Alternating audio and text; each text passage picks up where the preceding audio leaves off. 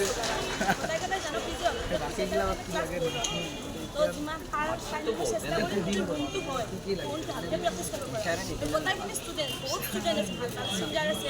dancer আছে নাটকো বহুতে ধুনীয়া কিন্তু আমাৰ চকুত পৰা নাই তেনেহ'লে এটা প্ৰতিষ্ঠান আৰম্ভ কৰিব চকুত পৰে এটা আউটে যাব তো মই আৰু এটা কথা কওঁ সকলোৱে মানে ইয়াৰ আগলৈ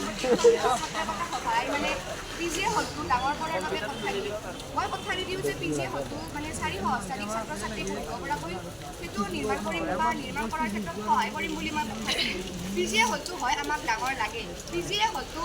400 অষ্টাধিক ছাত্ৰ ছাত্ৰী বহিব পৰাকৈ তাত অনুষ্ঠান পৰিৱেশন কৰিব পৰাকৈ লাগে কিন্তু তাত হোৱা অনুষ্ঠানবোৰত ছাত্ৰী সমাজে কিন্তু নিজৰ কাপোৰ মানে সা সজ্জা সলনি কৰিব পৰাকৈ গ্ৰীণ ৰুমৰে ব্যৱস্থা নাই যদি মই জয়যুক্ত হওঁ তেন্তে মই পিজিয়ে হলটো ডাঙৰ কৰিব নোৱাৰিব পাৰোঁ কিন্তু পিজিয়ে হলত এটা গ্ৰীণ ৰুম বনোৱাৰ ব্যৱস্থা নিশ্চয়